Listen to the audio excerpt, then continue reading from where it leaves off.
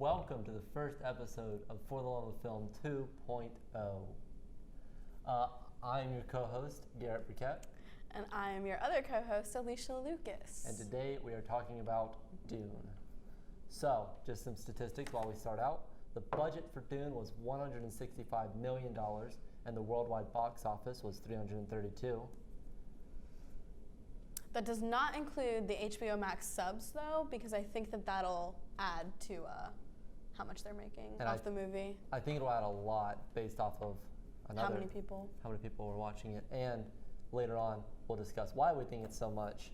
But going forward, the tomato meter on Rotten Tomatoes, the critic review was 83%, and the audience review was 90%. We'll start with our non-spoiler opinions, and then we'll cut it off and tell you when we're starting spoilers so that you don't get the movie spoiled for you if after our non-spoiler review you would want to go see it. I think it should be much higher than that. At the 90%? No, or 83? Higher than 83%. 90% makes more sense. Maybe that makes more sense for audiences. But what do you think? Like, it was such a well-developed world from such a unique perspective of someone who is like promised to be this great person, and you see like the world unfold through his perspective. I don't know. I feel like it was really, really well done, and I feel like it was a step in the right direction for sci-fi going forward. And to see 83% is kind of discouraging. Yeah. Or like weird for me. Yeah, I think the only thing that I would say is that if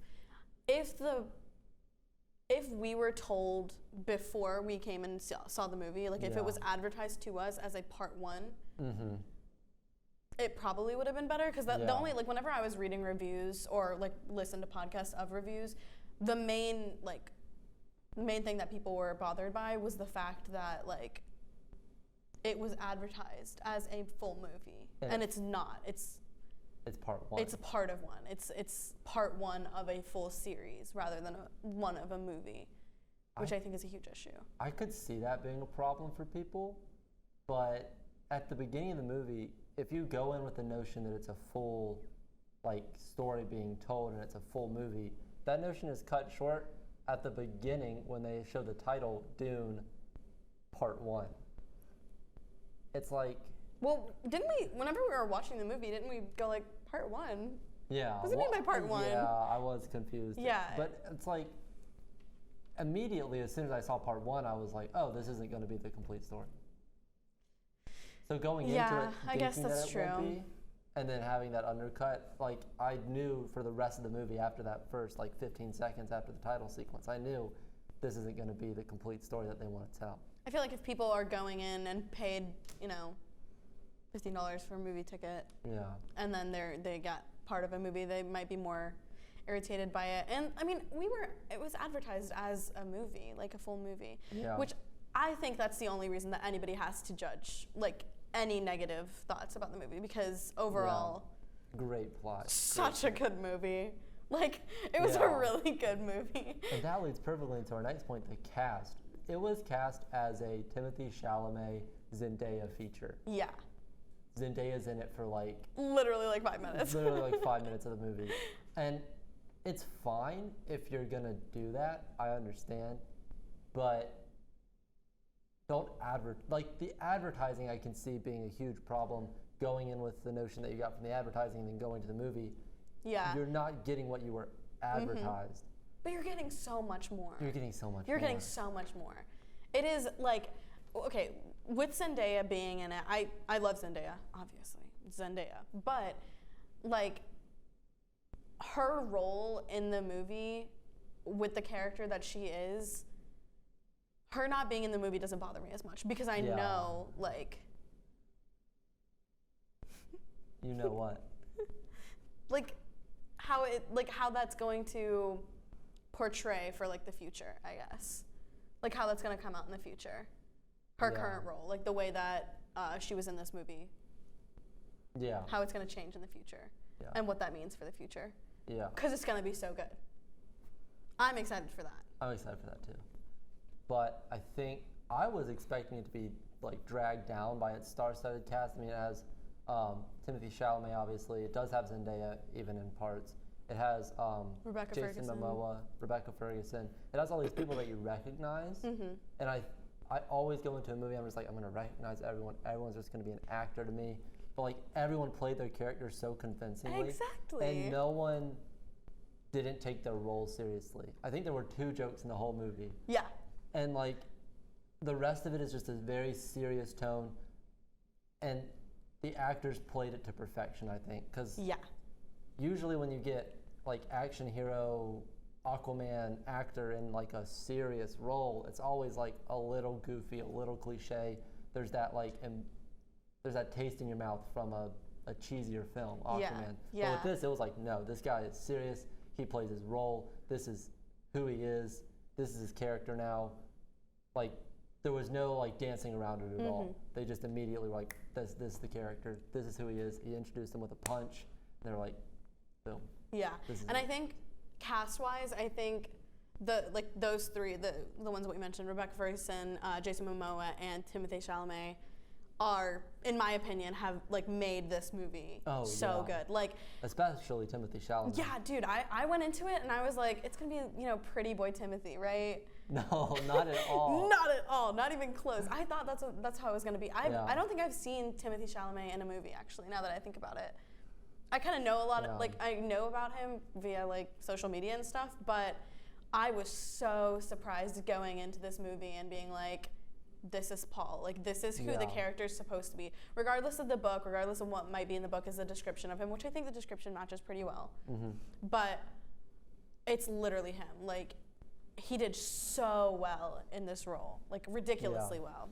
I don't know if this movie is big enough. It's big enough for me to be like this, but I don't know if it's big enough for you or big enough for audiences in general. But I feel like Paul is to Timothée Chalamet as Wolverine is to Hugh Jackman. You'll always see Hugh Jackman as Wolverine. You'll always see Timothée Chalamet as Paul. Yeah. I think that's the like equivalent in my head because again, I've never seen Timothée Chalamet in a movie before. I think he does some voice acting roles in some movies that I've seen. I think, but I mean, this is his role for me. This is who I see him as now. Yeah, I do plan on reading the book Dune, and I want to like read it and see, because I feel like Timothée Chalamet in this role and watching it, I don't think anybody could be upset about it.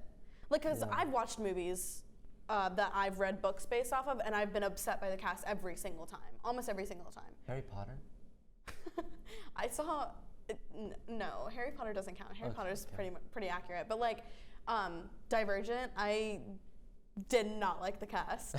I love them individually as actors, but that cast for those roles, heck no. Yeah, that was not cool. But I feel like this cast in these roles, so good. And with them giving so much more time, like this movie was pretty slow, and it drags in parts, and it's not a perfect movie by any means, but it's allowing itself to take the time to respect the source material. There's source material that I don't even know. I didn't know the source material going into it. I still don't know much about it, but I could feel like plot being world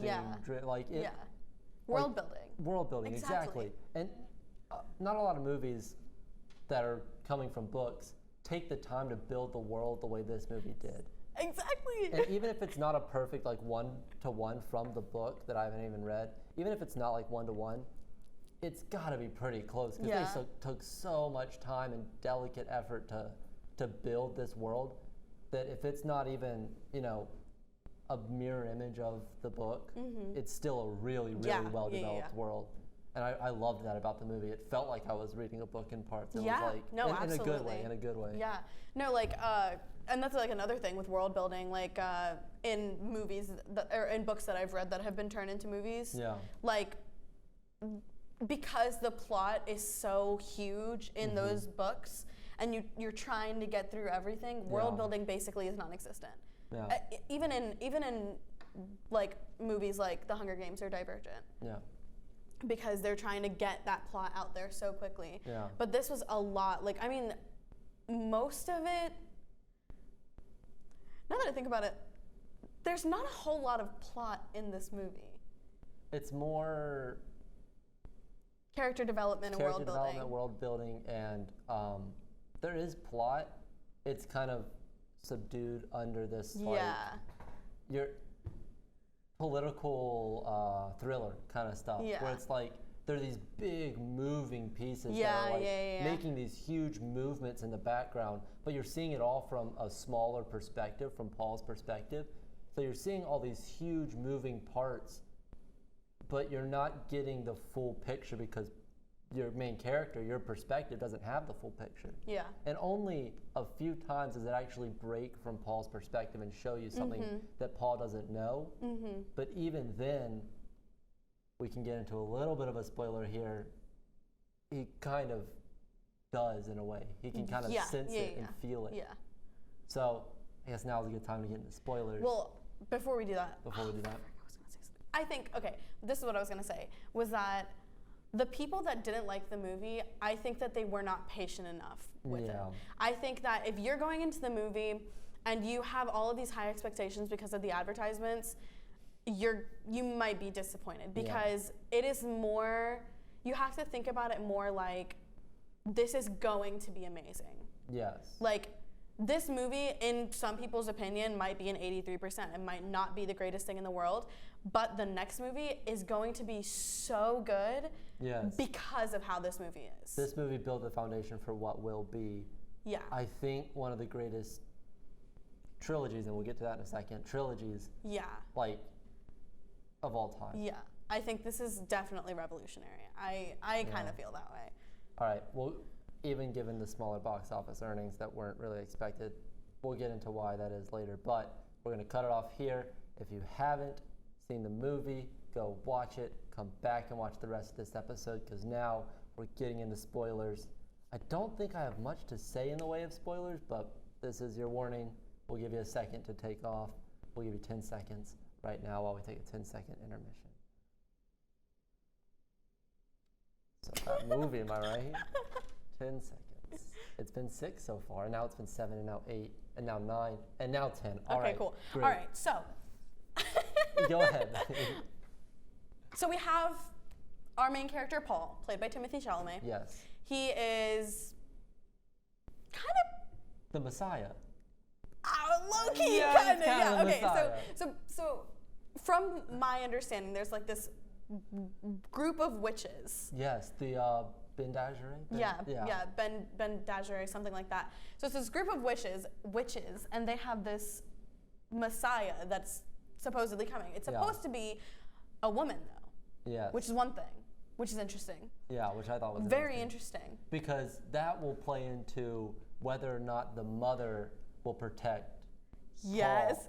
Paul. Well, because she's one of the witches. And she's pregnant. And she might be pregnant with the real girl. Messiah. Yeah, exactly. So like, okay, so yeah, that's the way it goes down, is basically like, there's this, like, Paul has been born from Lady Jessica? Yes. Jessica? I believe so, yeah. It's Jessica, right? Or Jessamine? Jessica. It's Jessica. I'm pretty sure it's Jessica. Anyway. I don't know. So the names are very confusing. We have some of them written down. Because they're very confusing. So I'm sorry if we slip up on some of them. So Jessica has Paul, who is supposed to be the witches told her to have a kid. Yes. Basically. Because she was prophesied to bring forth the Messiah. And they were like, have a daughter. And she was like, unfortunately, I can't. I didn't. What can I tell you? I had a son. I had a son. So he's born, and he is super, like, cool because he has these dreams that are basically like prophecies. Like, he sees the future, almost. So he's kind of like a version of the future. Because we see some points where he sees the future, and then they play out. Yeah, it plays out and it changes it. It differs it. Differently? Differently. It differs it differently. It happens differently. Yeah. One of those being the sad death of the guy. Of Duncan. Yeah. Which was it hurt a lot for me. Yeah. It hurt a lot because there's not a whole lot of like jokes or anything in this movie. There's not a whole lot of funny in the movie, but Jason Momoa, like Duncan and Paul's relationship kind of brings joy, like a lot of joy to the movie. It warms the movie a little bit. Instead of having comic relief, it has the relief of like their relationship being so close and them being more like brothers. Yeah. And then Paul dreamt of Duncan's death, tried to prevent it, and ended up not being able to prevent it. But it happened completely differently than how Paul dreamt it. Also, Paul's dad is a really interesting character because he is the Duke of the family Atreides. Yeah, of the family Atreides. And so he's kind of like head honcho right now. And you know how like in like, I believe I mentioned this to you before, how I was kind of expecting him to be bad. Yes. I was expecting Paul to have daddy issues because, you know, Duke is kind of mean. They set it up like, so the Furman, right? They're being oppressed by the Baron Vladimir, like their whole organization, right? Yeah. They're being oppressed by them. Baron Harkonnen. Yeah. So they leave, and then the first question they ask is, who will be our next oppressors? Yeah. And then you switch over, and it's the House Atreides. Mm-hmm. And they're like, the Emperor is giving them Arrakis. Arrakis. Mm-hmm. And you're like, oh, so this guy's perspective on them being the good guys, this Duke's perspective, is corrupted. Like, they're going to go to Arrakis and do the exact same thing that's been done. Yeah. But they go, and they're like, this is a necessity for us, but we have to work with the Furman. And the Duke's like kind of worldview doesn't get corrupted at all. No. And he's given like the most powerful like planet. Yeah. Because it's the only planet that has the essential spice, which I guess this is the spoiler review, so people already know what spice is, but it's like essential, like they need it. That's like their money. Not really money, but it's like oil. It's fuel. It's like how important it is. And so Arrakis is the only planet that has it. Yeah, I think so. Yeah, they've just been given Arrakis. Like this family has just been given Arrakis. Yeah. And so when I thought that they're gonna do exactly that. They're gonna be the new oppressors. Yeah. Yeah. But the Duke is so nice. Yeah. He's so nice. Throughout the entire thing. Yeah.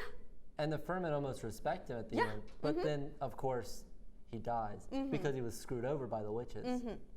Was it by the witches? It was by the witches. Oh, because I guess technically.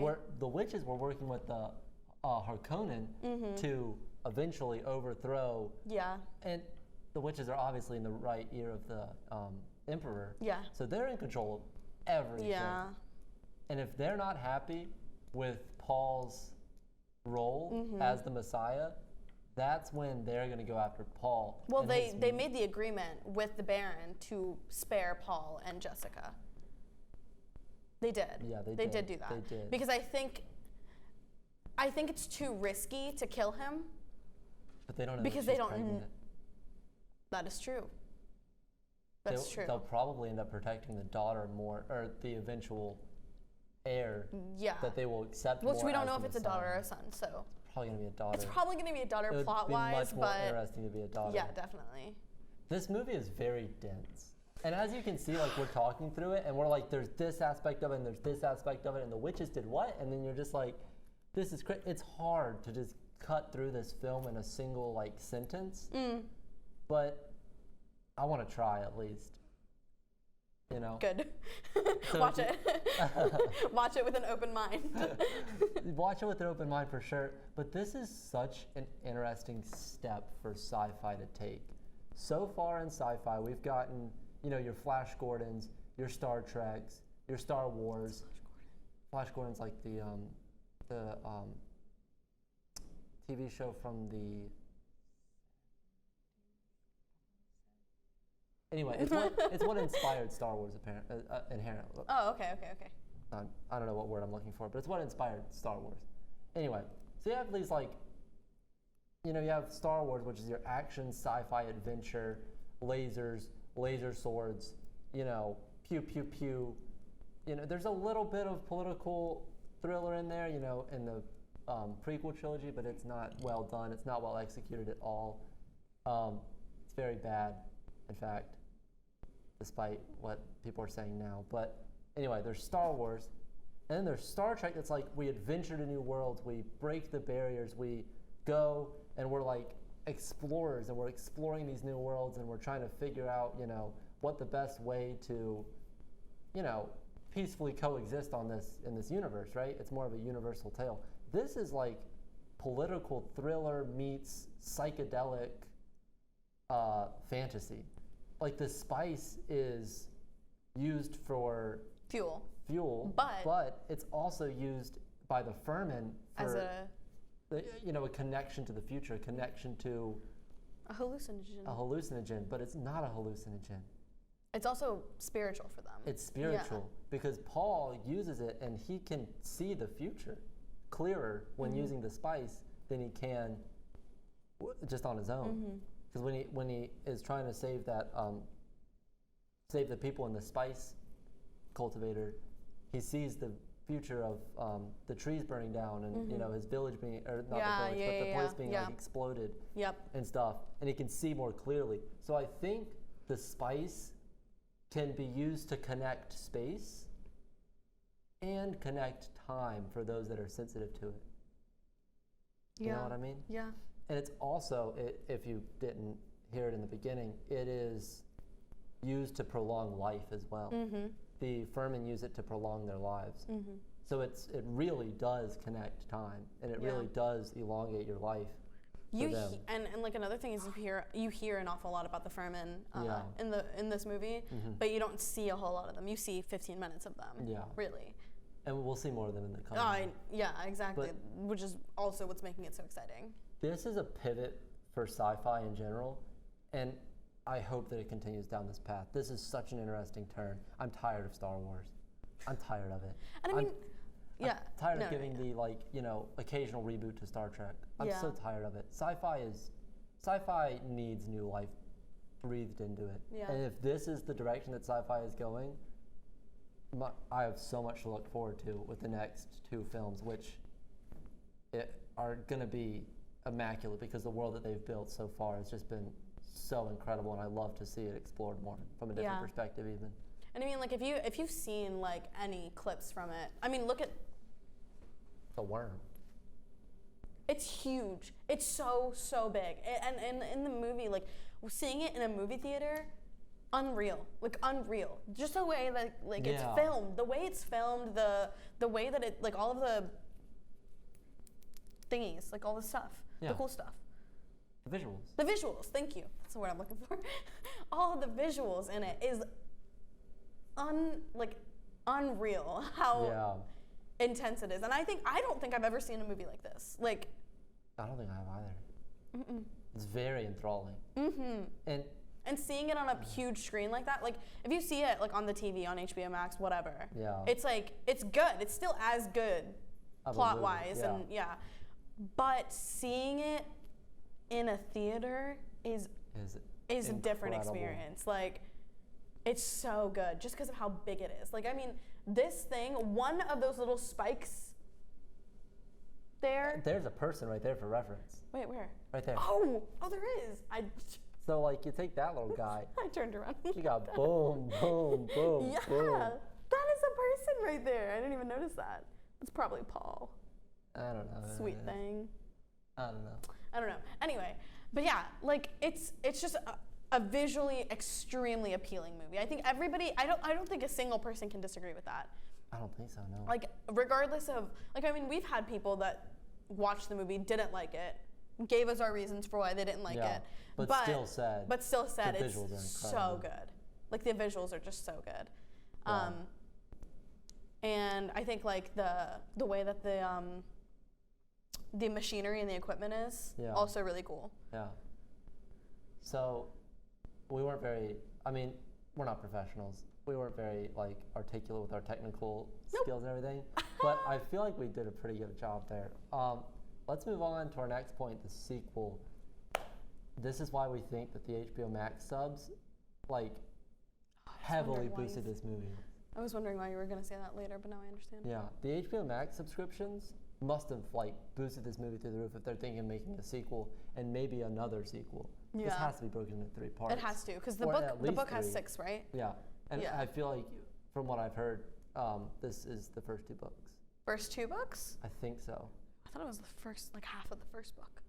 It's the first third of the original movie from the 80s. And I believe the original movie from the 80s tried to cover all books, all 6 books. Oh my God. Ambitious to do in a little over 2 hours. I cannot imagine. Like, with a budget of $165 million and a box office of $332 million, they likely didn't make a whole lot of money on this. They likely made, well, for a movie studio, for us, obviously, a lot of money, but... Discluding HBO Max. Yeah, they probably made $50 $50 million on this. On the high end, maybe $60 million on this, which is not enough to warrant a sequel. But the subscriptions, that must have boosted it way up, because $60 million revenue doesn't scream immediate sequel.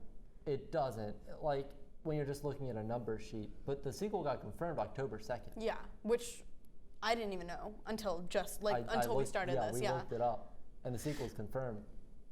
I mean... If you can't see it in theaters, watch it on HBO Max. If you can see it in theaters safely, please go see it in theaters. Like, I mean, it won't raise the box office numbers too much. Obviously, if a few people go see it, they've watched this video. But, like... Not everyone's going to see it. Not everyone's going to see it. It's going to go viral. But just, like...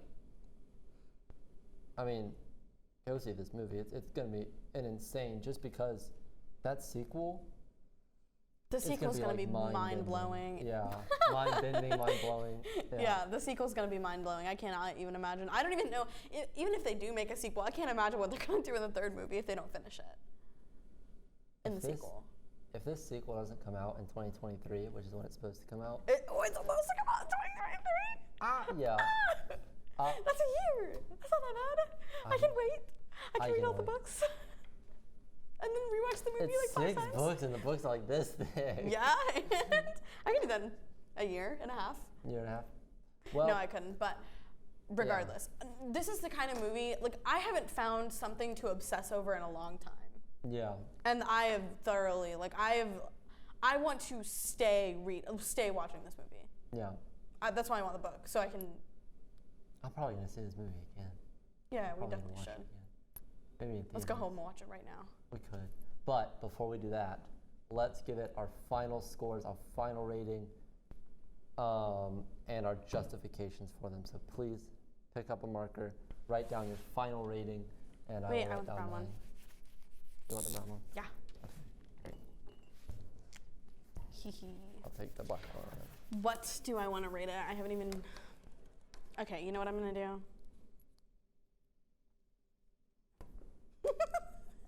Goodness gracious, woman.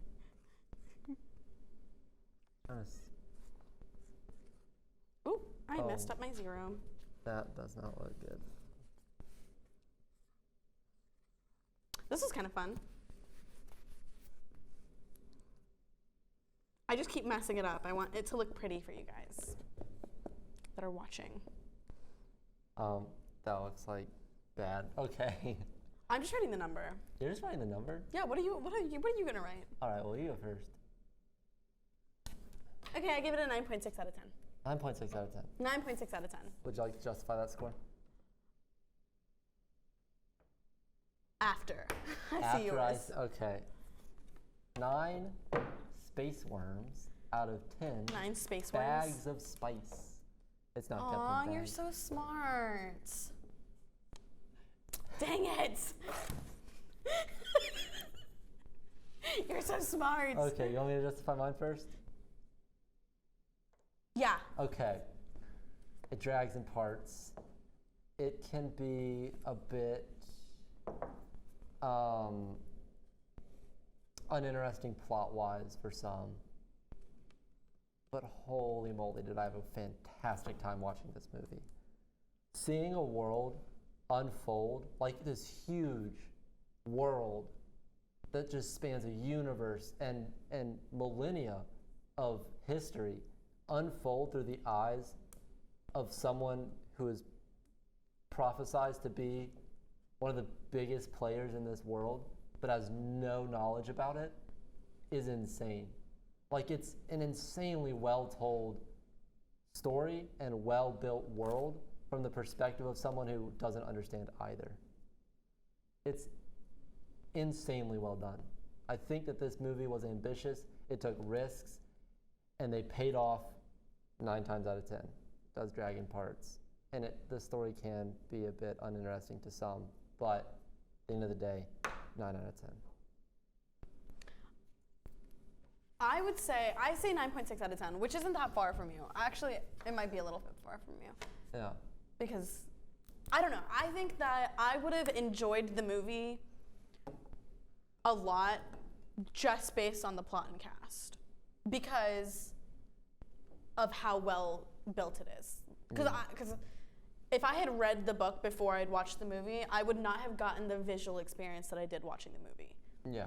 So that visual experience is what's carrying me to the 9.6 rather than just a 9. Mm-hmm. Because it just, unlike anything I've ever seen. I probably would give, like, when I read the book, I will definitely read the book, and maybe we'll do a Dune 2 review. And never mind, we'll definitely be graduated by then. Oh, shoot. No! We'll get an early screening for you. We'll get an early screening for you, the viewer. Yeah, we'll do our best. Imagine. We'll just come back here at 23 years old and be like, yo, Sonny, when I saw the first Dune. Yeah, when I saw the first one. Oh, but man. that would be super cool, super fun. But yeah, if you ever catch us on, other podcast. Oh, yeah. Yeah. Reviewing this movie or Dune 2. What do you need this for? I'll definitely have read the books by then probably, or at least the first book, and I will probably have enjoyed the movie slightly more than the book because of the visual aspect of it, just like the filmmaking aspect of it, the acting. 10 out of 10 acting. I really thought the acting was so good. Yeah. It made me feel everything that they were feeling. Whenever Paul and Duncan ran towards each other and they were like hugging and stuff, I was like, I love it. I love it so much. All right. And Paul banging on the door. Okay, well, don't get all emotional on us. You're starting to.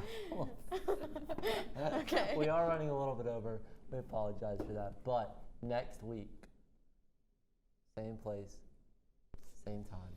Probably, yeah.